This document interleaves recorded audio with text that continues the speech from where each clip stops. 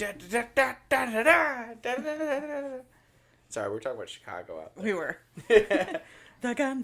Oh, yes, they both reach for the gun. Oh, yes. So, okay, sorry. Welcome to Books and Bullshit. Heavy on the bullshit today. Yep, pretty much. Yep, where the topics are made up, your opinion does not matter. I am Zachary Chopchinsky, the Bowtie author. And I'm here with Martina McAtee, the Queen of Snark and Dark. How you doing, Martina?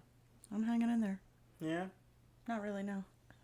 Just keep on keeping Just on, man. hanging by my claws. They're dragging me down the wall.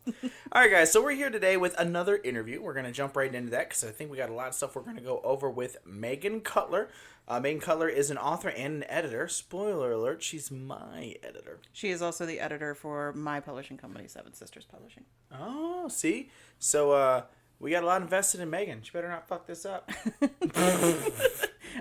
I think we better not fuck this up. I don't think we want to find another Your guys' editor. rates are going to go up now. Yeah, exactly. She's like, wow, it's funny how I just found so many extra errors and now I have to raise your prices. Yeah, you're going to stop using the Oxford comma, bitch boy. Exactly. All right, guys, so let's jump right on into that. So, again, with any of our interviews, obviously, Martina and I have to share a mic because our state-of-the-art, top-of-the-line audio equipment. So the sound might be a little off. Apologies on that one, but we'll probably clean it up to where it's pretty damn good anyway. Other than that, let's get into the interview. Yeah. Oh, wow. Okay. Starting off, I was totally prepared for this. Welcome. Am I doing a welcome? Megan. Yes, you're going to welcome Megan. I mean, yes. Like, welcome to another interview with Books and Bullshit. You guys know who I am. If you don't, literal hearing. I'm just saying, if you don't know who I am, you should have been listening in the first fucking place. We are here today with somebody that helps get me out of a lot of shit with my books. And I'm not talking about Martina. She's also here too. But I don't read his books. I don't read yours either. I know. That's probably why we're still friends. All right. We are here with a special guest, Megan. Megan, tell us about yourself. Hi, I read everybody's books. It's true.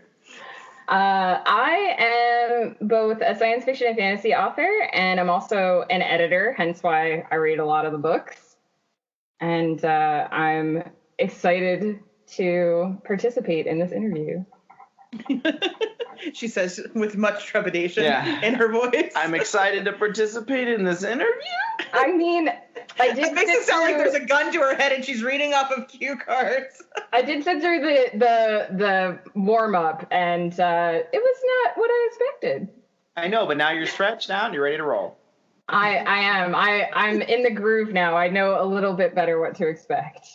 Just absolute tomfoolery. Clusterfuckery. Yes. It is epic proportions. It is the best way to spend a Saturday morning. One Saturday fucking. Sorry. Where did fucking come from? I don't know. You said clusterfuckery. Oh, that's true. That's where it came from. You. Oh, and then the best way to spend a Saturday morning, and it's clusterfucking. I mean, I actually spent mine cleaning, which is much less exciting and dramatic than anything else that's been said so far. Oh, that's not what I thought you were going to say. She's like, well, full disclosure. I'm exhausted. And there's a reason why it was so hard for me to get to my computer at 1 o'clock. The good mic's hooked up to the camera. Exactly. So it's actually only 10 o'clock for me, because I'm 3 hours time warp behind you. You said 10 o'clock? Yeah, it's 10 a.m. I thought she said something about tentacles, and I got very confused, but also a little excited. I was like, oh, she's that kind of freak. We could work with this. I don't usually talk about the tentacles, but if you insist. Did you say if you insist or human fist? Both? Maybe. I might have said both. I don't know. I'm not sure. Is it really an interview if you don't talk about tentacle porn? The funniest part of this is that I'm drinking out of an Ursula mug right now. So you have a kink. I literally have tentacles on my desk in some fashion. I can't deny. Zach, are you going to participate at all, or are you just going to sit there making stupid faces? I'm trying not to say something like all the normal shit because. Why? I mean, if Megan doesn't know you by now. That's true. Also, okay, so if we want to have a brief conversation about tentacles, when I was in England, I lived in England for a year because my husband was teaching there. And we joined the British Museum as members so that we could get into all of the special exhibits without having to pay out the nose for it. And while we were there, they actually did this Japanese art exhibit, and it was like Japanese erotic art. And there's an inordinate amount of Japanese erotic art that is devoted to tentacle porn. They're big fans. Big. Yeah. Huge fans of the tentacle porn. That was a really interesting experience because I was in a museum and the most serious of museums, reading these little museum cards about tentacle porn and its history. Well, anything's art if you give it a little card in a nice museum. Right, exactly. It's all about the setting. If it's in the British Museum, you can't deny that it's art, right? I mean, you got people selling pictures that they made out of their own poop for $8,000 on a fucking wall in a museum. So, I mean, art is subjective, is what they like to tell you, right? That's a really shitty display. It's better than, I think there's a lot of art museums now that just put up they devote one wall to a giant mirror and they're art that is happening now. And it's ugh. Thanks for being pretentious. Okay. Did you ever see that thing where the guy dropped his glasses? I was just going to say that. The guy dropped his glasses on the floor and everybody thought it was an art display and everybody was commenting about how avant-garde it was and oh, it's a commentary on blah, blah, blah. And it's no, the motherfucker just dropped his glasses. You pretentious fucks. That's did you ever see, there was a cartoon when I was young, it was called Doug. Uh-huh. Yeah. And there was that episode where he would draw doodles and they got really popular and everyone was like, oh my God, your doodles. And so he tried to draw something and he only managed to draw a squiggle and everyone was like, oh my God, it's the perfect art. And he was like, I wasn't even done with it. And he just got sad and depressed because no one would let him do his actual art. Well, and the art that he got famous for was Pork Chop chased a raccoon all over the back of the canvas. Yeah. So he kept wanting to do, because gosh, whenever I think of those people who are oh, the avant-garde art thing, I think of that episode because it's he wanted to do his real genuine art and everyone else just wanted the raccoon that ran across the back of the canvas. But we can all just agree that Jackson Pollock is a total fraud, right? Who? Jackson Pollock, the guy who just throws paint splatters at a canvas and makes bajillions of dollars. Who's the guy that shoots paint out of his ass? What the fuck? There's a guy that shoots paint out of his ass? Why didn't I know about that? That's news to me, but I don't need to know anything else because that's fucking revolting. Okay. Now I'm just how does he get it up in there? Toxic. Enemas. Yeah, I don't. Toxic. Okay, I think we've gone full circle back to the erotic thing. Is it erotic though? Is that what does it for you? Wouldn't he have to enjoy it if he's gonna shove paint up his ass? I as a nurse, I am concerned by the level of toxic chemicals this dude is shoving into his body. I'm sure it's not lead based. That'd be funny as shit though. Well, it would be right up until he died. I mean, it might give somebody a chuckle, but only real asshole. But not his asshole because it's dead now. But I mean, if he was in the middle of painting when he died, then it would be his final art piece, right? And he would become part of the art forever. As it just leaked out of his ass onto the floor. So gross. This has gotten pretty morbid. Welcome to books and bullshit. Yeah, exactly. Heavy on the bullshit. Well, that's just what's funny is, bringing this back to what we're supposed to be talking about, the book. Editing? Well, yeah.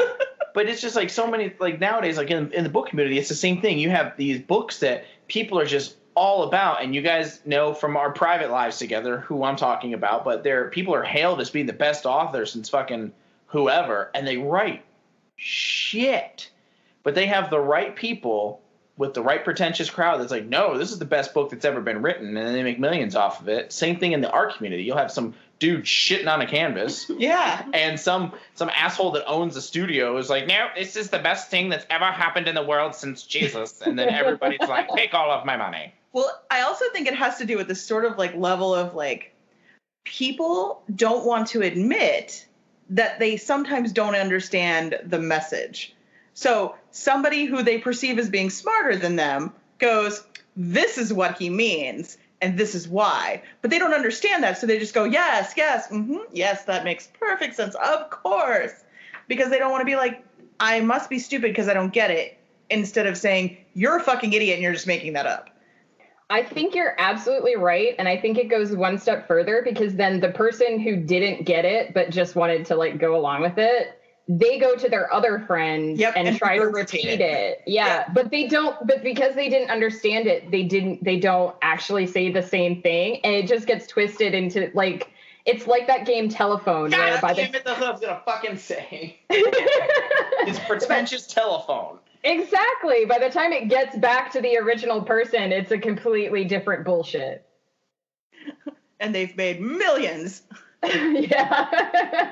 They're like, shit, I just accidentally walked over that canvas with my bare feet. Fuck. Those stupid bastards making all their money. Exactly. This is so funny too, because my husband was helping me look at like books to use as like ad keywords on Amazon yesterday. And every time he chuckled, it got to the point where I would cringe, because he would just find these ridiculous titles. And his favorite was called Dem Back Dimples. And he's not shut up about, like, every time he comes up to me now, I'm like, please don't talk about back dimples. He comes up to me now and is like, Dem Back Dimples. It's funny that that's a thing, though. Now, he's like the masters of like slipping that into conversation, and it's just like, oh my god. So, getting back to like, you know, talking about you, how does that make you feel as an editor? I feel back dimples, though. I feel like I would have chosen a title that was different. You told your client, like, hey, so I'm done editing the book, and I just had one final thought. No. It's interesting, though, that this actually does work as a lead-in, because one of the things that I do as an editor that is an important thing, like people think editors just look for mistakes and just put the commas in the right place and everything, but another thing that an editor is supposed to do is make sure that the word choices that you're using are like good word choices. Make good choices. Yeah, so like I maybe would have said back dimples is a weirdly undescriptive term for most people. Maybe choose something. It sounds a lot like back pimples, which is not an attractive thing at all. Well, and I don't know why, but every time I hear back dimples, I think back nipples, and that's just wrong. No, that's the other way. It's like concave and convex.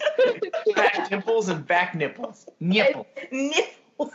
I'm like, how did the nipples get on the back? What? That doesn't sound like it works. Do you chew on one side and play with the other?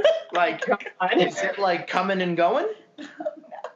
Why do we always end up talking about pornography? You did that. No. We were talking about back dimples. She said nipples. I did say nipples. It is kind of my... Nipples aren't inherently sexual unless you make them that way, Zach. They Mine serve are. a function. Mine don't. They break up all the hair. It's like little noses poking out of a forest of facial hair. Just boop. Like that. That's what they look like. Now, Megan, your former editor. You can't see, but I'm doing a spot-on impersonation of nipples. Oh, gross. Stop that right now. I can almost imagine what that looks like. Don't do it. You won't have to, because I got it on video. Oh, there you go. So, all right, trying to be an adult again. What got you into editing?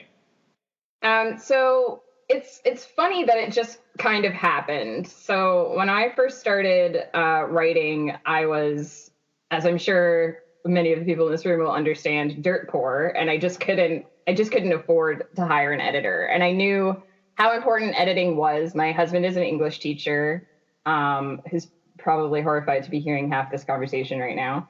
And so I knew that I needed to get other eyes on my work, but I just didn't, like, editors can sometimes cost thousands of dollars, and I just didn't have that in my budget. So I was obviously friends with other writers who had the same problem, and we decided what we would do is just switch. So they would edit my work and I would edit their work, and that way it was at least getting something, right? We figured it was better than nothing. Mm-hmm. And as time went on, I don't know why, but I have this, I don't really know if I would say passion, but I sort of have this ability with little fiddly finicky stuff. It doesn't bother me when it's word related. So I can just spend like half an hour looking at the dictionary or the thesaurus trying to find the right word that does a thing, or finding all these weird grammatic rules, because English is a really weird language when you get down to it. And I never felt like I was doing like work when I was doing it. And so I just kept doing it for more people. And eventually, I think it may have actually been Layla was like, you should just get people to pay you to do this. Yeah. And I was like, I really should. Which is funny, because Layla should be getting people to pay her to do half the shit she does, but doesn't. You all right? You all right? No. What's the problem? I'm just imagining her trying to sink into the floor right now. No, Layla is getting ready to get up and punch Zach right in the face. Well, you're like, I'm sorry. This is what I bring to the show. And he's a third grader. Yeah, and you're just like, so I was just swapping with my friends, and then we were doing that. And then Layla was like, and then I was just doing it for more people, and Layla was like, you should get paid to do it. And I just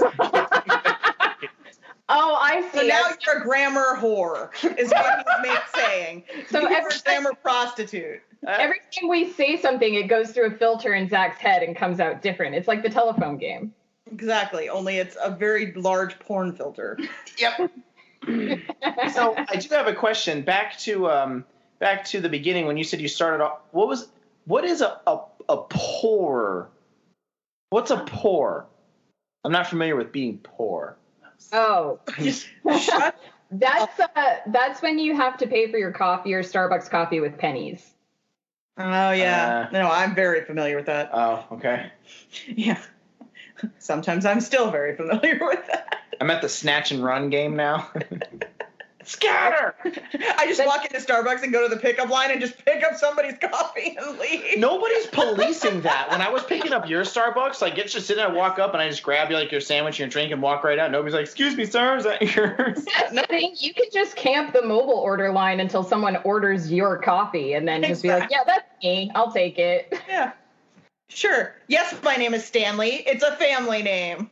They don't put a code on the receipt or anything. They don't even look at you when you go in to pick it up because they're just busy picking up things. I'm picking up stuff for Martina. It says Martina on there, and I'm like, that's mine. So is that. Well, Panera used to be the same way. They had this big wall, and they would just put all the mobile orders right there on the wall, and it would be like A through C or whatever, all the way through. I'm like, who's policing this? So many times somebody had walked in and grabbed my food and left, and then I went and I was like, what happened? They're like, oh, somebody must have took your order. We'll remake it for you. Like, you guys are losing a lot of money over here. Oh yeah. Yeah, like you'd think that they would just have someone keeping an eye, like, or do they make so much money that food loss just doesn't even matter to them? That's probably the case, is that they just budget in, because I mean, I'm sure there's a way for them to. None of them ever pay any damn taxes. What the fuck do they care? But you think even a little fake camera just pointed directly just at the just so people would be like, oh, well, maybe they are looking. Like, the thing is, like, if someone's ordered from their mobile phone, though, like with names today, like, you can't even always tell who's ordered something based on a name. So what are you gonna do? Walk up to someone and be like, I don't think you're Zach, and then they just get in their face and you're like, are you saying I can't be a Zach? What's wrong with you? You don't look douchey enough to be a Zach. Oh. Here's my douche card. And nobody wants to be that person either. Nobody wants to be like, I don't think you're the person that you say you are. I'm sure there's a Karen or a Janet or a Susan out there. Somebody with a bob haircut that wants to talk to your manager. Your manager. Can I see your photo ID? Only if I can speak to your manager first. Sorry, ma'am, you don't have the right haircut. Please leave. Sir, this isn't your ID. This is just a roll of random dick pics. And? We don't have managers anymore. We eliminated them in favor of management share. You shot them?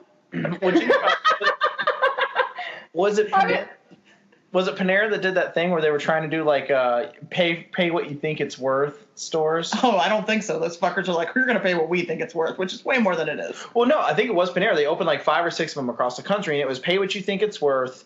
And, you know, you don't have to pay if you don't want to. You can volunteer to work in the store to pay off your food and that sort of thing. They closed them after like a month because they were hemorrhaging money because people were coming in just ordering like a bunch of sandwiches and stuff like, oh, no, thanks, I'm not paying. And then just leaving because they opened them in college towns. Yeah, come on. Those kids are all broke. Yeah. Well, they were thinking, oh, the college kids, you know, especially they're by like liberal arts schools and stuff. They're big on volunteering. They were thinking, oh, the college kids will come. We'll give them a service. They'll volunteer here and it'll be a part of the community. Nope. I mean, college kids today, unlike when we went to school, work like 4 jobs already. They don't have time to volunteer. And they still can't afford the sandwich. Yeah. I had 3 jobs when I was going to college. Layla had a couple. See, I guess I was the lucky one. I managed to only have 1 job at a time when I was in college. I mean, I went through several, but I only had to do one of them at a time. Yeah, I had a job through college too. Just one though. Was it the porn? No, actually, I had that job right before I went to nursing school. Well, I still worked at that job when I was doing my prereqs. I still had the porn job, but after that, then I was working as a nurse tech on the pediatric ICU floor. I used to work at Starbucks before you had to ask. Mine was before you had to ask people's names, thank goodness, because I would have been that barista that spelled everybody's name wrong. Wait, potato. You're my editor, though. I can't spell for shit. I really names are hard because you don't necessarily know based on how they sound. And I'm actually very visual, so if someone's speaking to me and I'm writing it down, I'm much more likely to spell things very wrong, also because I rush. I was behind a girl at Starbucks the other day who gave her name, and she's like, I'm going to spell it for you because it doesn't sound, or it sounds different than how it's spelled. And so we were all waiting with bated breath in the line, like, oh. She's like, it's Melody, Meloydie. I was like, nope, that's Meloydie. Meloydie. I was going to somewhere a neckbeard just like curtsied his hat like Meloydie. That poor girl went through her whole life being called Meloydie by every teacher she ever had. Exactly. I was like, that poor girl should have just open hand slapped her mother. That's when you change your name to what it actually is. Yeah, that's too much. But though my sister did try to spell my niece Shannon's name Shanon, I was like, that's Shannon, and you're not doing that.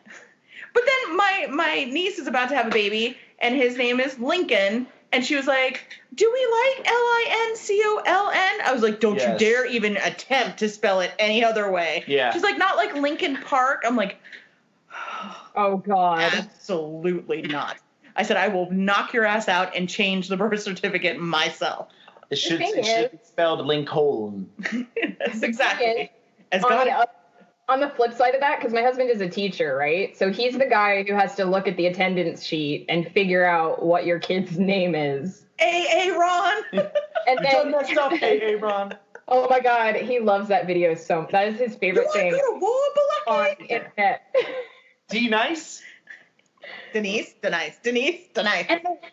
the funniest thing is teachers are the biggest offenders too, because they teach every kind of kid, right? If there's a name, they have taught a kid with that name. So when they have kids, they want a unique name. And so the only way to do that is to have like a crazy, so it's like teachers are actually the worst at following their own instructions as well.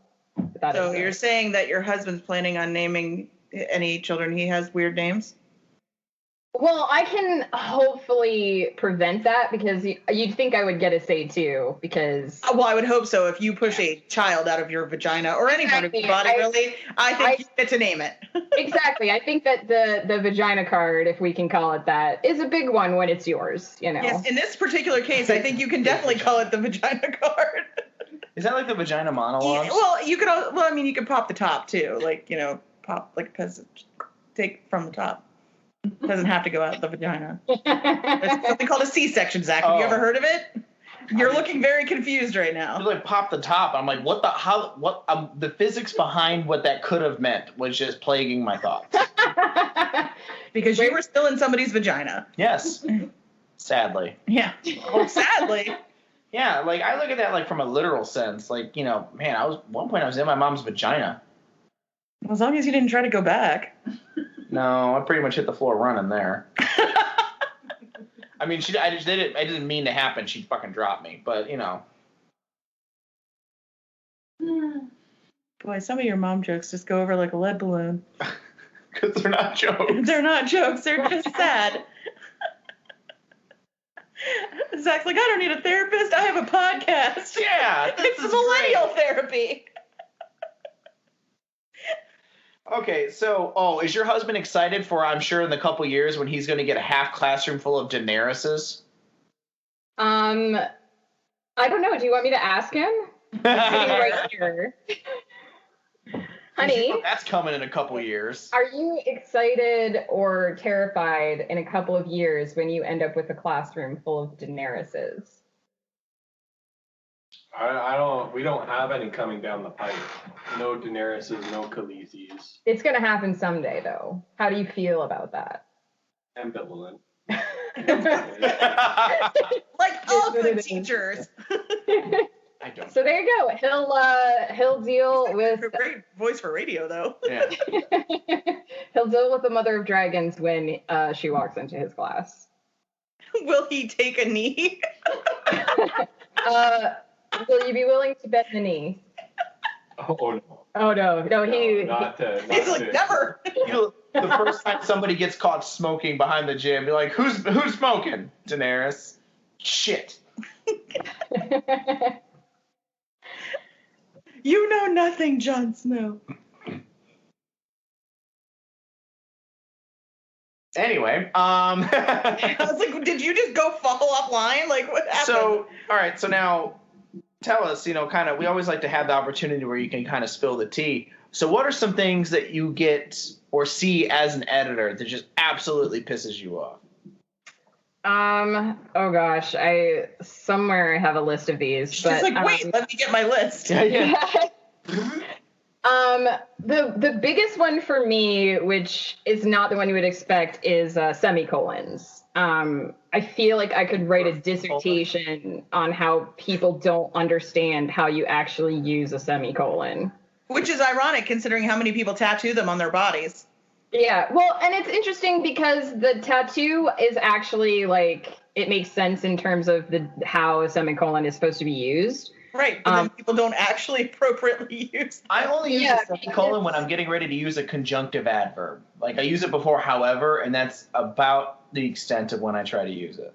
As long as there's a full sentence after the however, that's fine. Yeah. People think that a semicolon is like a really strong comma, but it's not. No, it's not. It's got the extra dot and everything. It's a really strong comma. Well, that's how, like, that's how exclamation point of comma. No, Yeah. it's a capital comma. That's how people use it, and it's like, in just to clarify for anyone who doesn't know what we're talking about, there needs to be an independent clause on both sides of the semicolon. So if the second half of the sentence can stand alone, you can use a semicolon to connect them. What I'm going to go ahead and also add to that is, if you're listening and you didn't understand that before she told you that, you're the problem. Well, yeah. You're the ones who keep me up at night staring at the ceiling wondering how I can make people understand semicolons. Well, what's funny is I will use a semicolon, and then when I go back and I edit, I'm like, like it does work with a semicolon, but why am I using a semicolon? Like, why not just fucking put a period there and move on with my life? Like, why did I choose at that particular moment in my life to use a semicolon instead of a period? So usually I get rid of them before I send them to my editor.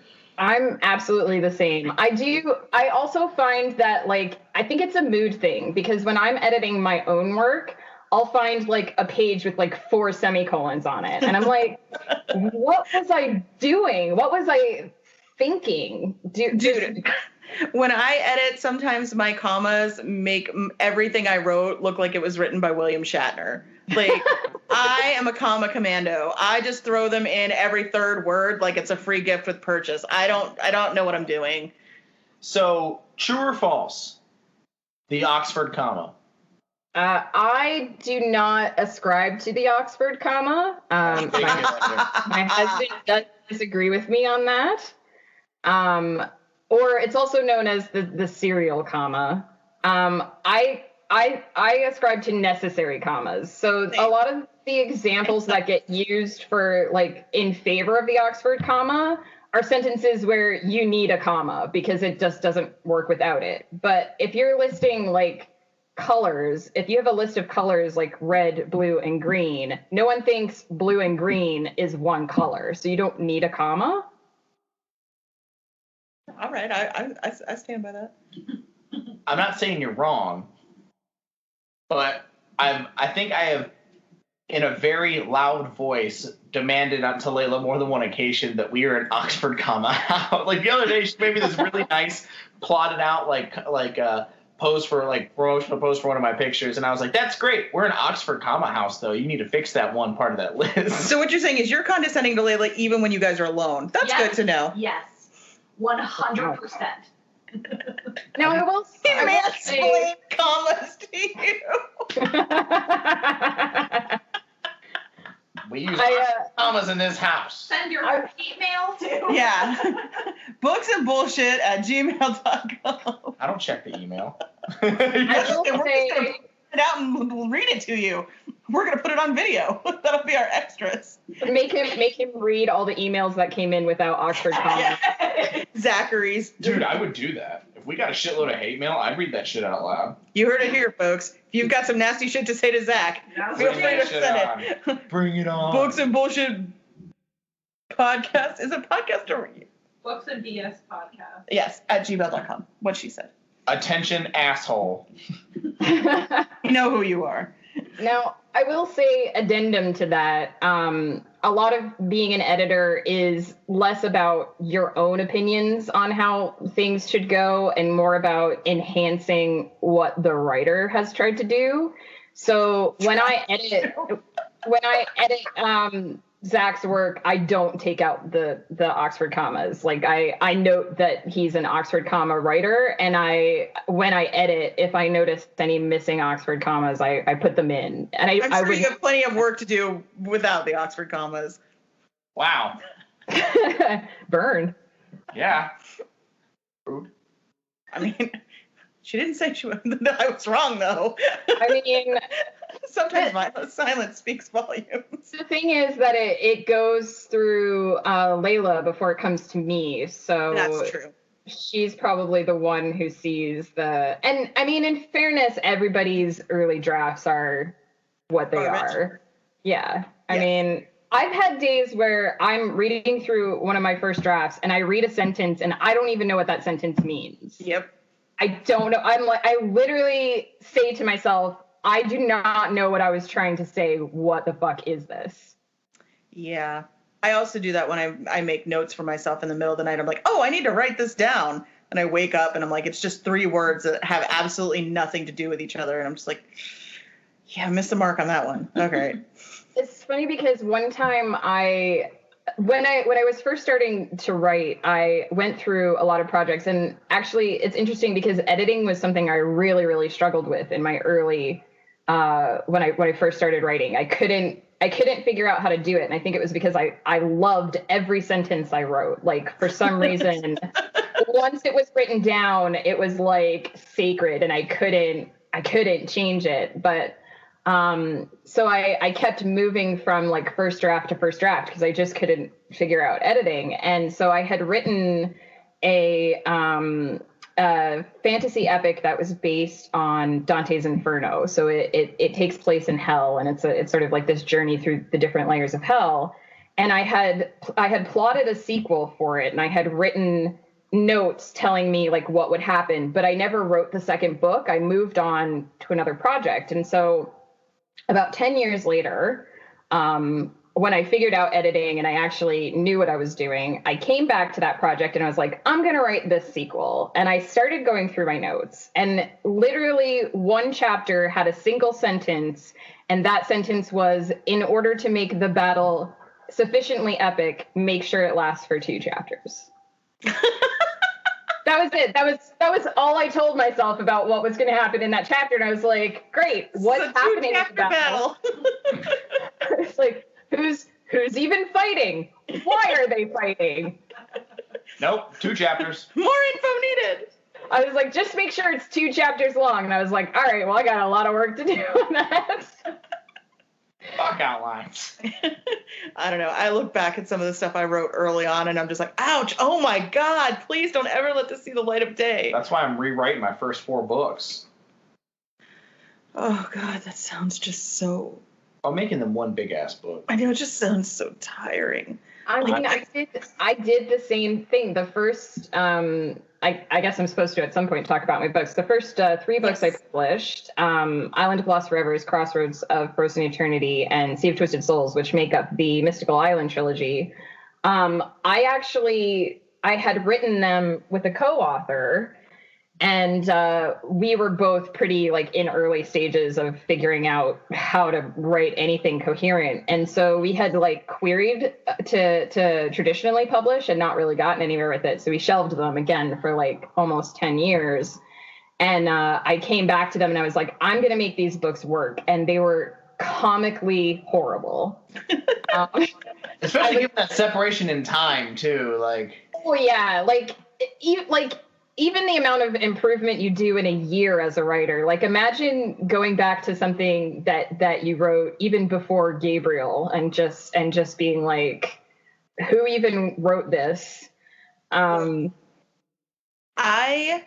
read Dean Koontz's very first book after I had read pretty much everything he'd ever written. And at the time, I was probably like 14 or 15. And he had, I would say, probably easily 15 or 20 books up. And then I was so excited because I found the very first book he ever wrote. My God. It was the worst piece of shit I had ever read in my life. And it was traditionally published. So he was such an amazing writer. But even back then, like, it went through professional editors. It went through, like, and it was just terrible. Well, and what's interesting when you say that is I recently read Dune by Frank Herbert, which is his classic. I'm a science fiction reader / writer, and I don't know how I got this far into my life without ever having read it. But it's an amazing story, but the writing is a train wreck. He just head hops all over the place. Like, it's not third person omniscient. It's literally, we're in this person's head. Now we're in this person's head. And also but that used to be thoughts. So many books were written that way back in the day. Like, this whole every person gets their own chapter thing is actually a fairly recent thing. Maybe, but it's interesting because all the rest of the series is not written like that. It's almost like somebody sat him down after the first one and was like, dude, this is how you actually do what you're trying to do. Because I thought the same thing. I was like, maybe it was just the writing style at the time. And I think what happened was the story was just so amazing that the publisher was like, whatever, we'll just publish it. But next time, could you like do it this way? Could you not? Exactly. So, but I remember I used to read romance novels, and they were like, oh, then it was her thoughts and his thoughts, then her thoughts and his thoughts. And I was like, whose head are we in now? What's happening here? Nora Roberts had a problem with that. Yeah. She's So I actually wrote my first. So the Mystical Island trilogy was actually written that way originally too, because this might sound totally weird, but because I wrote it with someone else, the way we wrote it was we kind of like role played it. Like, so he had certain characters that he wrote, and I had certain characters that I wrote, and we wrote it over a messenger, and we just like typed back and forth to each other what our characters were thinking and what they were doing. And so when we put it together the first time, it was basically just a compilation of that with the duplicate sentences removed. And one of the things that I realized eventually was, oh, hey, like that doesn't actually work as a coherent narrative. Well, my daughter writes like that with friends online. Like they write a part and then they send it back, and they write back and forth like that, which I actually think is a great writing exercise. Like, it doesn't necessarily work as like a novel. Like, you can't just print it out and be like, here. But it's great for like practicing and like honing your skills and stuff. I mean, I still write that way with people. I mean, to clarify, I'm not saying that's a bad method of writing at all. It's actually no. Practice. I didn't think you were saying that at all. My daughter's a big fan of it. No, my daughter's a big fan of writing that way. And actually, that was how I met my husband. And that was how I got really deeply into writing. My husband's gonna walk over here and like shove his hand over my mouth so I can't say this, but I actually met my husband because we were writing Sailor Moon fan fiction in the same online forum. Aww. And then your husband's like, shut your mouth. I know he doesn't like me to tell people about his old writing. I actually have a story that he wrote me when we were dating, but if I try to read it to you, he will come over here and carry me away. I don't know that it's the writing part as much as the Sailor Moon fan fiction part that he probably wishes you weren't telling people. I think he's just really embarrassed about, like, it's like we were saying about how all your old writing is like terrible, like horrible. He doesn't want people to know, like, to hear what he used to write when he was in high school. Aww. But it was the sweetest gift I ever received. He wrote me a story for a Christmas present, because we were dating long distance, obviously, if we met over the internet. And he wrote me like a 10-page story for Christmas one year. It's so sweet and pure, but I can't. If I try to share it with you, the black helicopters will come for me. God. Are you like even checked in here? I'm listening. Are you? You remember that more than one of us can't speak at once, or the mics cut them out. So when you're talking or Magnus, I don't want to pipe in because it's going to cut somebody off. Yes, I understand, but your head's lolling all over the place. You're staring at the ceiling. You're fucking with the microphone. I'm listening. He's not a fan of Sailor Moon. I've actually never seen Me Sailor either. I dig the costumes.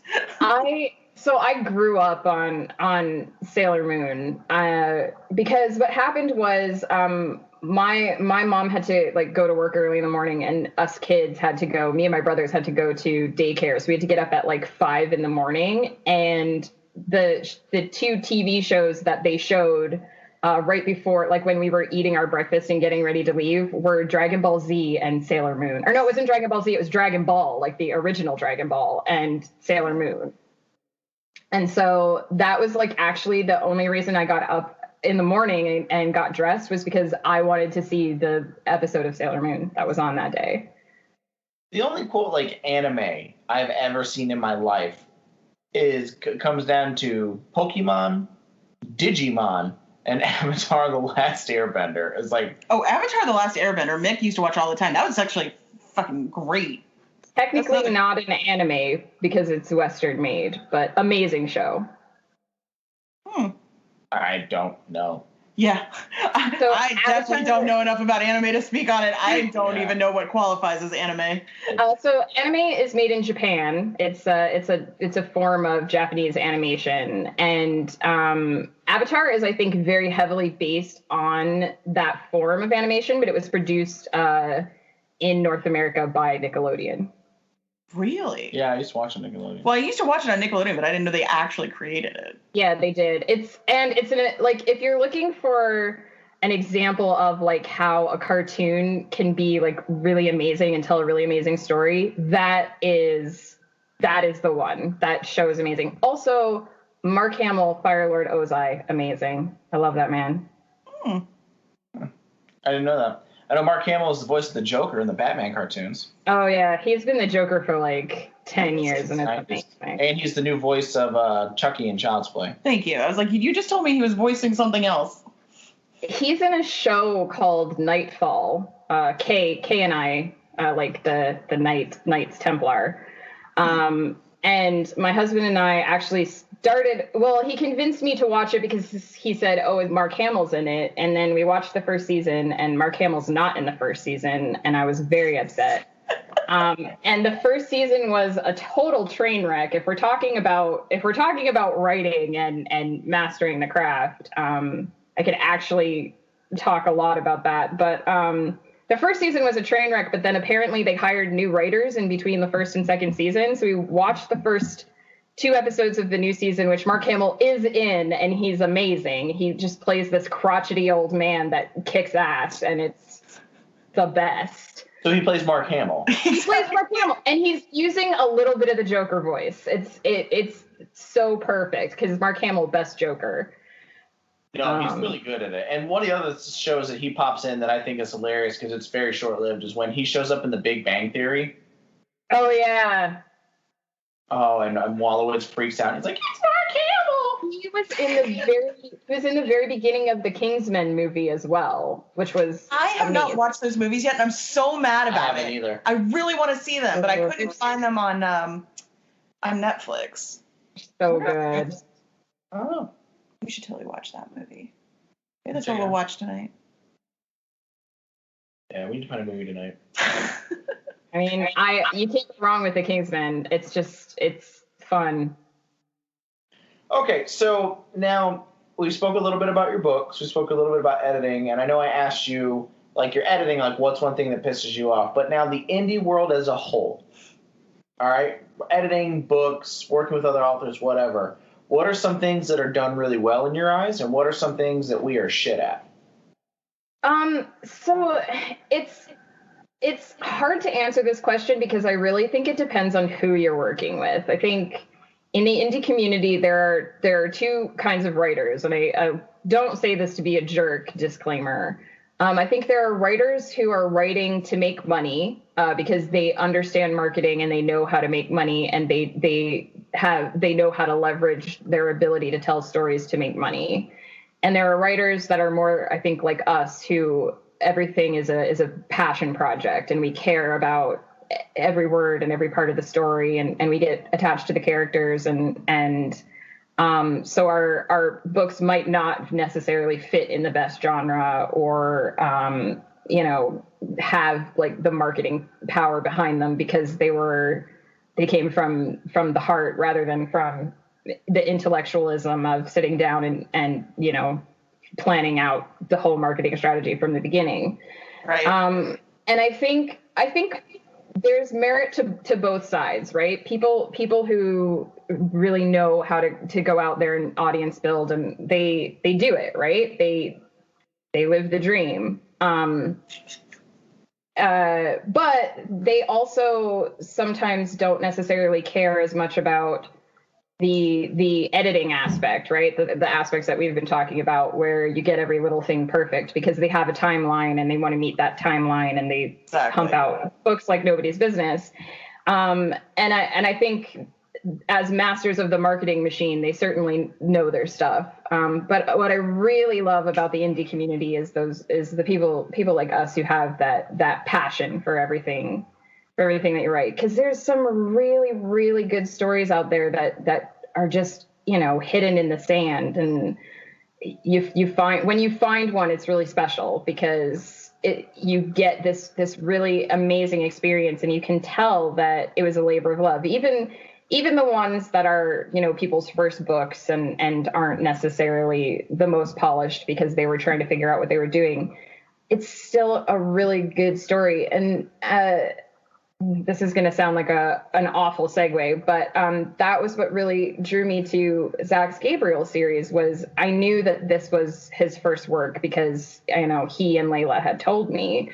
But it's such an amazing story. There's so much heart in that whole tale from beginning to end. Like, I can tell that every word that was put into those books was a labor of love. And to me, I'm absolutely drawn to that, to these stories that people tell. And I think the greatest thing about the indie community is that you don't need to go through gatekeepers anymore. You can just share the stories that you tell, and there's someone out there who's going to find them and fall in love with them. And I feel like that's the real power behind the indie community, is that you can just people tell stories, and the more they tell them, the better they get at it, and the more they figure it out. And it's just amazing. There's so many good stories out there now that we just wouldn't even have if it wasn't for the internet, I think. I think it's really good points. I think to expand on your two kinds of authors, and while I'm not shaming their game, I think that the people that do that, they just, they don't try to refine it. They kind of just, they shit out those books and they make their money and, make your money. What I'm saying isn't going to affect you at all. But I think they're one of the bigger barriers is created in the indie community, because they create that drivel at cheap budget costs. And they become, the phrase I've heard before is the Walmart of books. And they pump out these books every month at 99 cents, and then they turn them and burn them and go. And then what happens is then when you have authors that, toil and build this thing, and they get that book, and people are like, I'm not paying $3-4 for a fucking ebook. Are you out of your mind? I want this nice, shitty 99-cent book that I'm going to read in 3 days and be done with. And I feel like that's one of our biggest opportunities in the indie community. But I honestly don't think we'll ever fix that, because that's telling people to give up a shitload of money. It is. I absolutely agree with you. I mean, in my heart of hearts, I'd like to believe that the passion will win out in the long term, that the people who pump out these books for the trends will eventually burn out and die, because they'll have done what they wanted to do. And yeah, maybe, I don't know, maybe they buy themselves a tropical island and get out of our faces or something. But and I actually, there's a lot of talk in the indie community now, if you look in the right places, about how we need to stop devaluing our own work, and we need to get people to understand that, hey, I worked on this for 3 years. That's why it costs $8 instead of 99 cents. But no, I totally agree. And I think one of the things, this is sort of a precaution to anyone out there who is thinking of going into the indie community.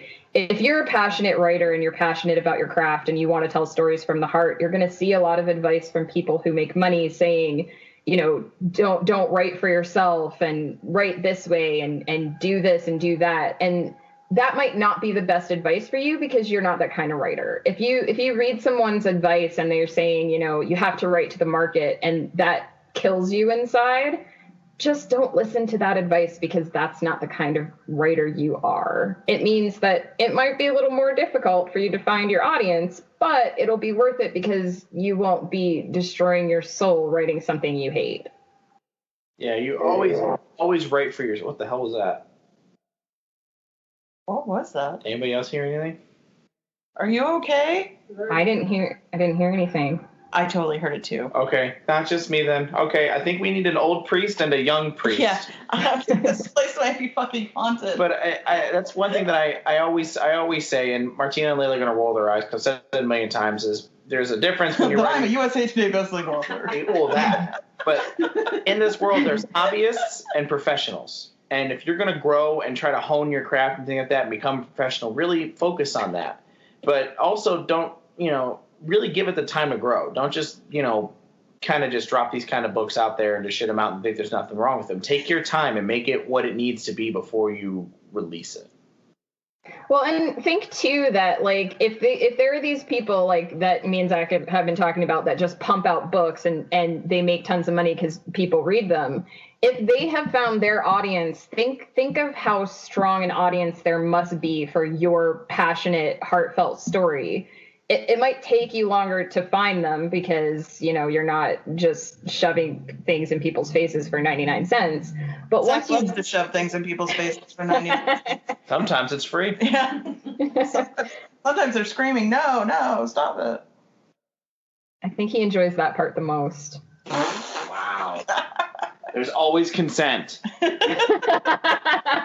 Some people like to scream no. Their safe word is pineapple. Canned vegetables. Are you just gonna? No, you can. We're at Oh. 50 minutes. We're at 50 minutes. Gotcha. Okay, so we might want to start wrapping See, I this told you. episode up. I told you I came prepared to derail us. No, you're not derailing us. You're actually making some valid points. Yeah, you're railing us. Yeah. Right. You're actually railing us. You're railing us so good. Oh God, that's terrible. Yeah, I don't know if I want to do it anymore. You don't. Zach's used to hearing that too. Damn. Rail myself. We know. He just backs that ass up. All right, Megan. So here's the deal. Tell us. You got 30 seconds. Tell us anything you want to tell us about yourselves, your books, your social media, any of that fun jazz. 30 seconds. Okay, my website is megancutler.net. I post. I used to post twice a week, but it was too much. So now I post blogs every other week and free fiction every other week. So if you're interested in learning what I write, head over to megancutler.net. There's like 15 pages of writing prompts that I've posted over the past 3 years. Some of them are hilarious. Some of them are probably garbage, but at least you can see what I write. They're all practice, so I can't promise you they're all going to be winners. I write science fiction and fantasy primarily. The series that I have out right now is the Mystical Island trilogy. It's about a island that appears out of thin air and 2 college professors that go check it out. And I also write a sort of magical girls series that's heavily Sailor Moon inspired called Eternity's Empire, which is gonna get a facelift here in a couple months. But if you want to check it out when the new version goes live, you'll be able to download it automagically through Amazon's update system. Automatically. Get it? I love it. Automatically. I think that was more than 30 seconds, but That's all right. I make that argument all the time.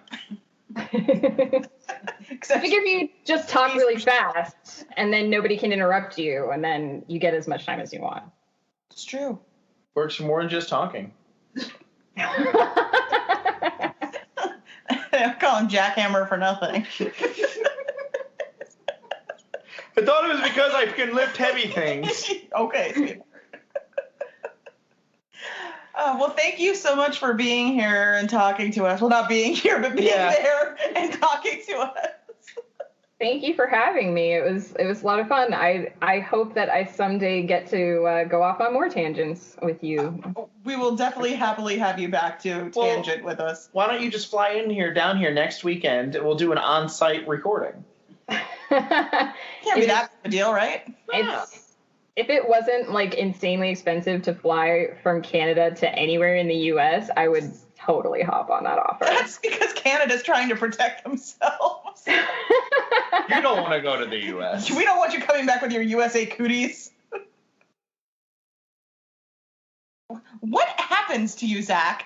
Do you just stroke out? It's just like Maybe, you're like,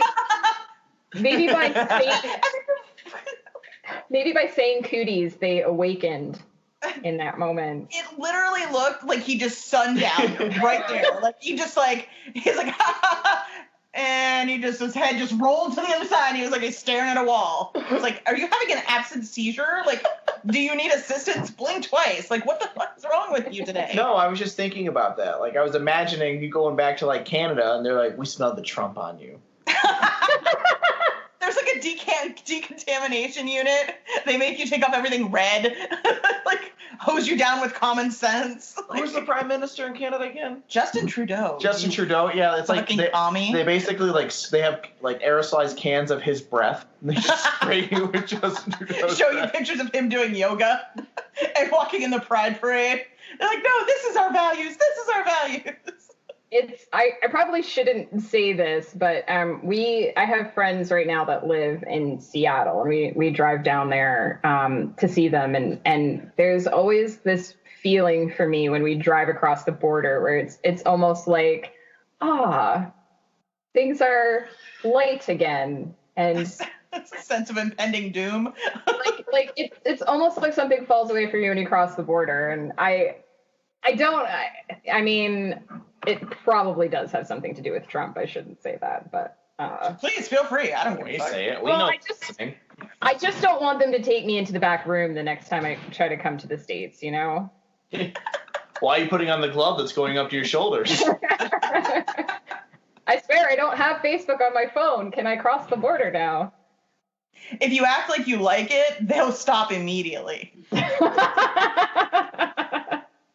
That's a good life lesson for many things. Life hacks 101. Yeah, I find people tend to stop most things if you say, "Oh, thanks, Daddy." And okay, that concludes our street search for today. You can go home now. Yeah. I'm gonna try using that on my next performance evaluation. Who does those, Brett? I'm gonna try that on my next. You're like, damn it, Zachary, not again. My next, if I get like a really shitty review, I'm just gonna reply to it with thumbs up. Reply with, "Ooh, thanks, Daddy. Heard me again." Thank you, sir. May I have another? Picture of Kevin Bacon. It yeah. hurts. All right, Megan. Well, thanks for coming by. We'll have to have you on again. Thank you. This has been another rousing, very focused, topic-heavy, driven, coordinated episode of Books and Bullshit. We'll talk to you next time.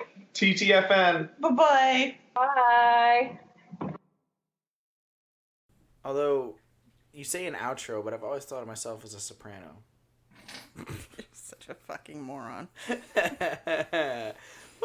All right, well, thanks, Megan, for coming on by. We gotta stop having so much fun. Like, I like how we're now getting our guests into the pornography with us. Yeah, nothing says welcome like tentacle porn. It's totally related to book stuff. Sure.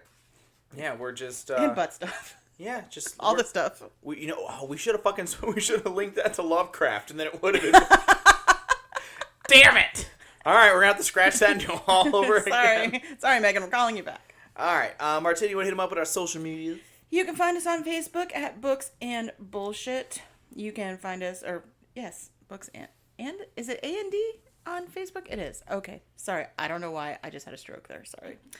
You can find us on Instagram at Books and BS Podcast. You can find us on Twitter at Books Bullshit P1. And you can email us all your crazy fucking stories at booksandbspodcast@gmail.com.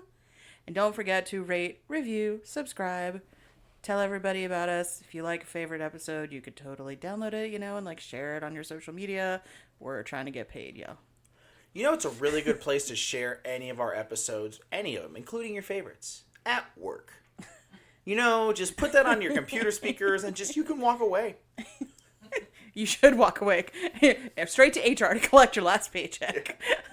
You know what? Fuck that. You have somebody at work that you don't like. Put it on their computer and walk away. Who tends to leave their shit open even though they shouldn't. And that will be your you won't believe this shit email. That you can send to our Patreon. You guys know I'm about to hit you guys up again. But I want to always take a moment to shout out our Patreons. Thank you guys so much for all the support that you give us. Remember, each one of you guys in your lovely Patreon donations literally sponsors this stuff. So the free stuff you're listening to, awesome possum, McSkiddly-doo. But it's all thanks to the Patreons. They're the OGs going above and beyond. Go check it out. There are tiers as low as $1. $1. $1 will make me holla. I'm trying to tell you all. There's so much extra shit. You guys should go check out the Patreon. You can see what you're going to get in the different tiers. And you can fucking suggest tiers. I don't give a shit. If for $50 a month you want me to hammer a 6-inch, spike into a board with my penis. I mean, for $50 a month, we'll put Zach in tears. Yeah, that's actually... We'll hammer a spike straight into Zach's penis. Like, we don't give a shit. No. I mean, that's what we're about. So. Tears of all kinds.